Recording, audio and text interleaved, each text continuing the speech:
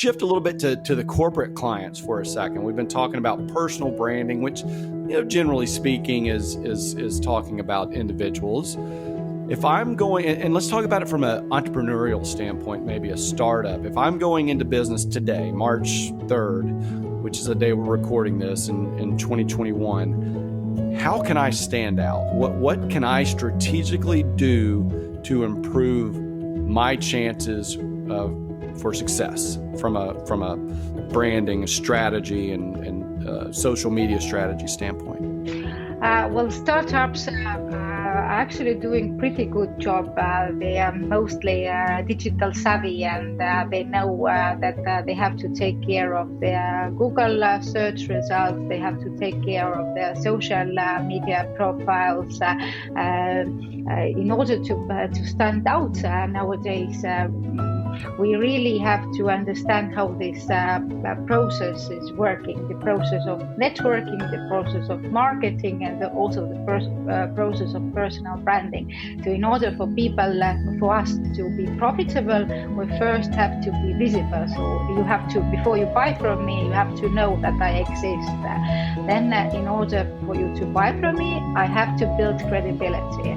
And then after that comes this point of profiting from this interaction.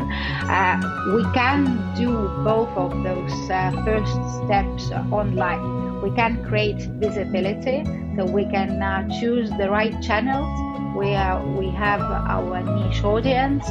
We can build their credibility, talking ourselves, making videos, making podcasts, creating posts.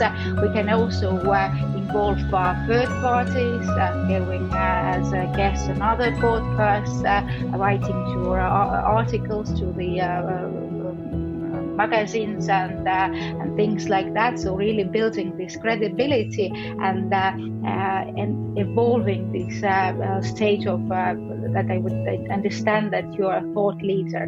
And nowadays it's much easier because people's attention span is very short.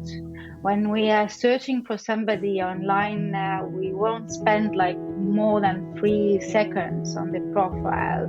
We read what we see and we believe this information. Well, if we don't have enough information and the competitor does, then we would not really go and try to figure out whether the person is good at what he's doing. We just simply block him. And working with companies, I see this almost daily, that you would have a very successful company, like physically, but if you look at what the presence do they have online, you really would get a feeling that there's just some guy with a dog working from the garage.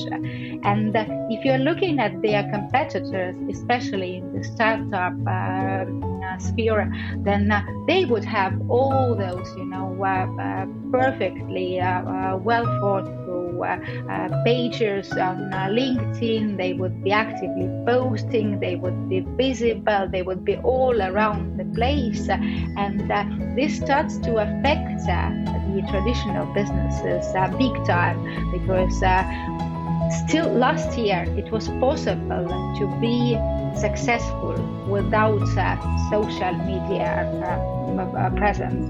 Nowadays it becomes impossible. Well, everybody are having conversations online. If you are not present, you're becoming irrelevant.